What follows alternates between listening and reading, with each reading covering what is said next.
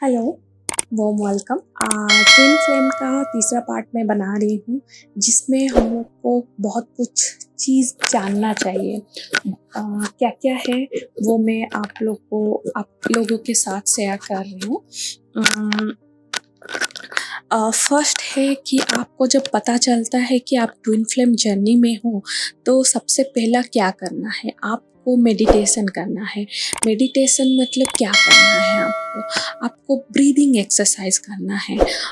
Definitely मैं और एक वीडियो आप लोग के लिए बना लूँगी, हम लोग को क्या-क्या चीज़ करना चाहिए for the twin flame meditation के बारे में। सब लोग बोलते हैं मेडिटेशन करो, तो हम लोग जब initial stage of the twin flame में रहते हैं, हम लोग को कुछ समझ में नहीं आता है कि मेडिटेशन मतलब क्या करना चाहिए, क्या चीज़ ऐसा करना चाहिए, क्योंकि उस टाइम में भी हम लोग एक सेपरेशन में जा चुके रहते हैं। तो उस टाइम में भी बहुत ये होता है कि हम लोग क्या करें, क्या ऐसा कि हम लोग एक पीस ला सकते हैं। एक जो डिस्टर्बेंस रहता है, मतलब दिल दिमाग कुछ अच्छा नहीं लगता है, बहुत अनकंफर्टेबल हम लोग महसूस करते हैं, तो उसको दूर करने के लिए मेडिटेशन मतलब क्या टाइप का मेडिटेशन करना पड़ता है, हम लोग कंफ्यूज रहते हैं। तो वो मेडिटेशन के बारे में मैं आपको डेफिनेटली बता दूंगी। एंड डेफिनेटली मैं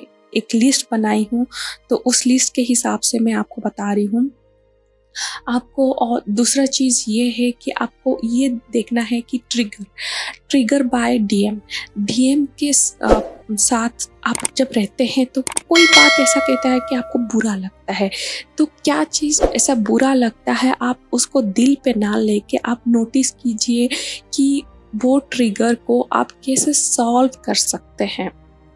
सपोज ओके, मैं अपना खुद का एग्जांपल ले लेती हूँ। जैसे मैं फूडी हूँ, अगर मेरा डीएम आके मुझे कहा कि तुम ना बहुत फूडी हो, तो आज और इसीलिए शायद मोटी हो रहे हो, इतना कहा। और डेफिनेटली आपको दुनिया का किसी का बात आपको ट्रिगर नहीं होगा, उतना फ़र्क नहीं पड़ेगा जितना डीएम का बात फ़र्क पड़ता है, वो हम लोग को पता है। तो उस टाइम में हम लोग बहुत गुस्सा हो जाते हैं, ऐसा कैसे बोल दिया, ऐसा कैसा। तो वो सिचुएशन को हम लोग को कैसे हैंडल करेंगे। अगर उसने कहा कि तुम फूडी हो, अनमोटी हो रहे हो, तो वो बात को हम लोग को पॉजिटिव वे में लेना है कि चलो सही, हाँ ठीक है, मैं ज़्यादा फूडी हूँ और मुझे खाने के ऊपर ध्यान देना पड़ेगा and I have to do exercise बस इसीलिए नहीं करना चाहिए कि आप एक हेल्दी हो सकता है, हेल्दी मेंटल स्टेट के लिए भी हम लोग को एक एक्सरसाइज करना चाहिए।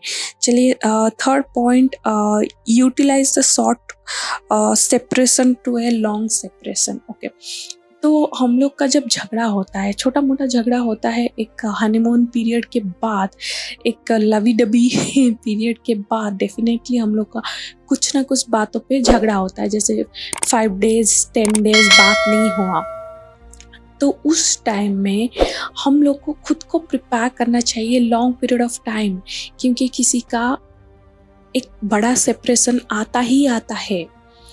क्यों आता है? क्योंकि दोनों को हील होना है, इसी वजह से आना है सेपरेशन।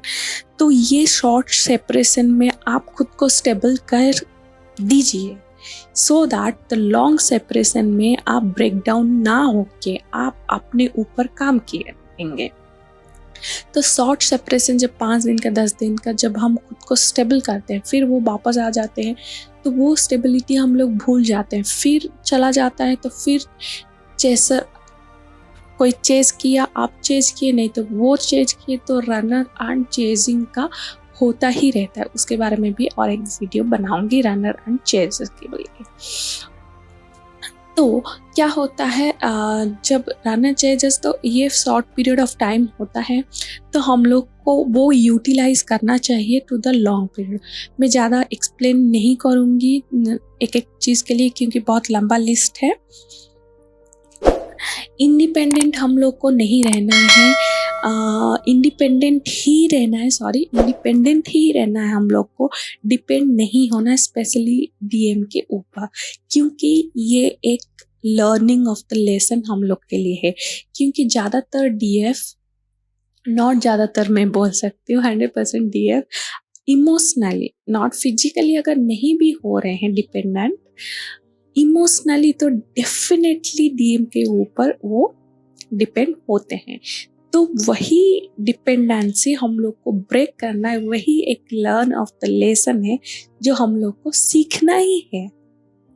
ठीक है, तो हम लोग को डिपेंडेंट नहीं बनना है, इंडिपेंडेंट होना है। So go to the fifth one, emotionally and physically हम लोग को स्टेबल होना है, जो मैं ऑलरेडी बोल चुकी हूँ। फिजिकली हम लोग खुद को स्टेबल कर सकते हैं। चलिए हम लोग बहुत सारा डीएफ ऐसे भी हैं जो फिजिकली खुद को स्टेबिलिटी नहीं ला पाते, मतलब अबंडेंस नहीं होता है उन लोग। मनी पार्ट में हम लोग हमेशा डिपेंडेंट रहते हैं किसी न किसी के ऊपर, उसको हम लोग को ब्रेक करना है। तो हाँ, हम utilize your time with your self.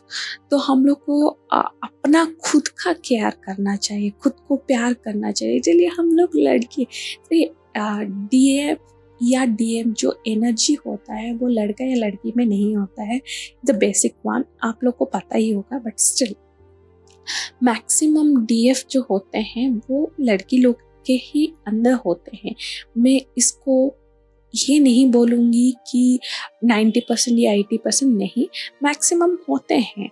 Even ऐसा नहीं है कि डीएफ का जो एनर्जी है वो एक लड़का में नहीं होता है, डेफिनेटली होता है।